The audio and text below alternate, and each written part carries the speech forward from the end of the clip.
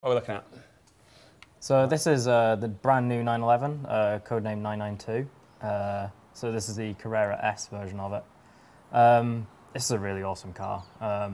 So this is like the base level 911, 444 horsepower, 0 to 60 in like 3.5 seconds, there or thereabouts, depending on the options. So it's a really quick sports car, you know, verging on supercar territory for performance now with the 911s. It's also the first 911 to be turbocharged from the get-go. The last generation started normally aspirated, and they moved to turbocharging. This one's turbocharged straight away. Yeah, it's crazy. I never realised that until you told me that just earlier on. Yeah. In this one, I really love that taillight. It's beautiful, isn't it? Super nice. Sort of Tron-esque, it does, futuristic look to it. I love the way sort of Porsche, they keep the car looking absolutely classically styled, just tease out ever so slightly more modern styling details a little bit at a time. It's really nice. Yeah, and this is has now got the wider body. Standard previous generations of 911, they had like the sort of narrower body on the sort of more entry-level spec cars, and then your GT3s and your the four-wheel drive ones often as well had the like, wider arches. But these are all now super fat from the get-go. So yeah, loads more tyre, loads more grip. Great. Should we implode it and get in? Yeah. Check out the inside. There we go. So very nice. Porsche's always had the classic set of dials in front of you. These have now migrated to digital dashes. So only the rev counter is the sort of the standard dial. But let's see if we can turn that on. Steady hand. That's good. You've got to be careful you don't press the horn by mistake. Yeah. There you go. And there we go. Yeah. So those dials all work in game. I've just had to in the real car. It's cool. It's a really cool car, isn't it? Yeah, so hopefully we'll see a few more of those in the real world as well as in Horizon 4 scene, because they're coming in the coming months. Yeah. When was it unveiled? Unveiled in November at LA Auto Show, and should start seeing them beginning of this year in Europe. Great. And which season of the update will players be able to get? This is summer. Summer. So this will be this week. This week Thursday. And Excellent. Alongside another Porsche, the 968 Turbo. Awesome. Cool. What are we going to look at next, guys? We're going to go for a bit of old school British car culture, because we honoured that quite a lot with Horizon 3 being in Australia. There was quite a lot of Australian cars that we put in. I know that you spent a lot of time working on those. Yeah. That ended up being some real fan favourites, like the Sandman, if you remember. Yeah. So it's nice that a great painter's car, I think. It's got nice canvas on the side.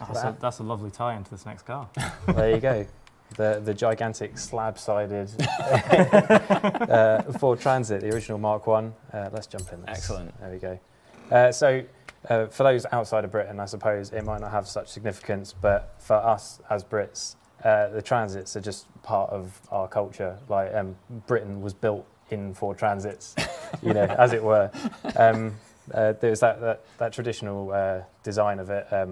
It was meant so that you could get 2 pallets in the back. That was their sort of load capacity, and it's famous for being the Transit that the first van that was more like a car for the driver.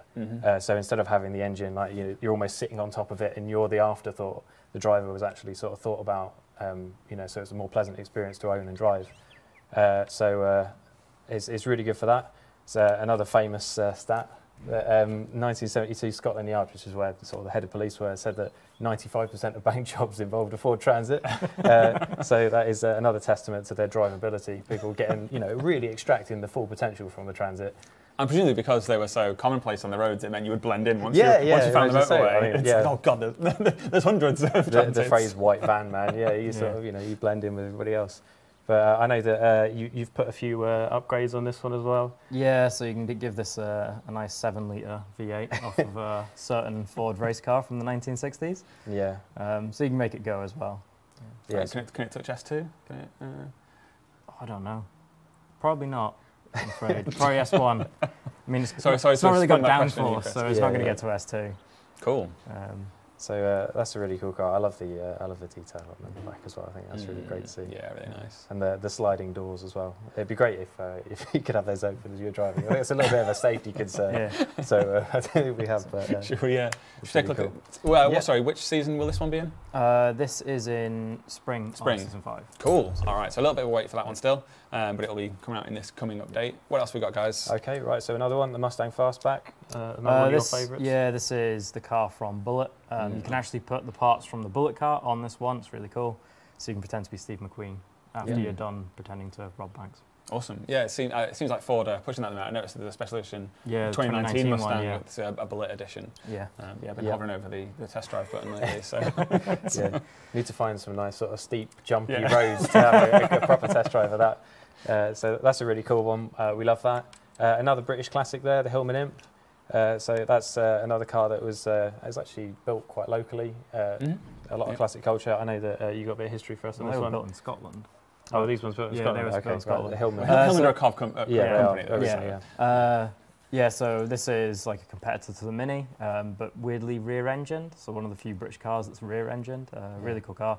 You can also, much like the theme of the Transit, do the opposite. You can put police lights on this one and make it into a little rally car as well. So there's really cool upgrades on that one. There we go. So that's another one. Next one is a bit of a unicorn, the NSXR GT. So there was only 5 of these in the whole of the world.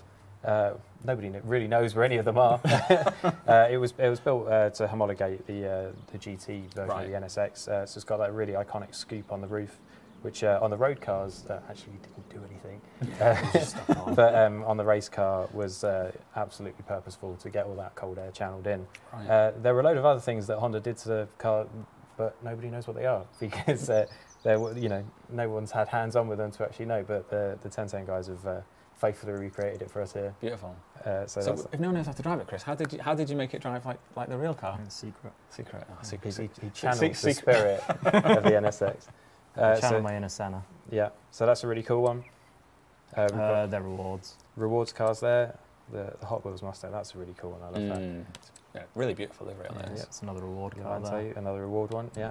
The Mercedes Pagoda 280 SL. That's a really cool car. It's kind of got that Elvis Presley vibe to it. So that's going to be a really cool car to cruise around the summer in particular, I think. It's a classic look. The 1929 Mercedes-Benz, Chris. The Super Sport something Kurtz Baker Roadster. Barker. Yep. That's a ridiculously long name for a car. Yeah, but that's cool. Another bit of pre-war, old school, So we don't have many of those. It's always nice to get more really cool, old vintage stuff in. It's really cool, that car. It looks amazing as well, doesn't it? There's great loads of photo opportunities, I think, with the different filters you can put on as well. Photos and make it feel all, get a nice little sepia grain on it. Yeah. Opel Cadet 1963. If you didn't have an Escort, you might have had one of these. So that's it's more of a sort of continental thing. So the Europeans might know a little bit more about this than us. We really, really did love our Ford Escorts over here. So it weren't quite as popular to sell. And then the last one that we've got, the 968 Turbo S, which is the final evolution, I suppose, of the 944 generation Porsches. So much changed on it between that model, the 944. They decided to completely just relaunch it as the 968. But so that's got a 3-litre 4-cylinder, which is actually quite rare. How big that engine is for a 4-cylinder you normally associate. Like if you had, for example, an Evo, it's like a 2-litre turbo petrol, but this is a 3-litre 4-cylinder turbo. So that's pretty most crazy. 3 litres would be a 6-cylinder or bigger, like a flat 6 Porsche. Cool. So I think that's a pretty eclectic and exciting selection. Yeah, it's interesting. It's interesting that we talk about this car stuff because obviously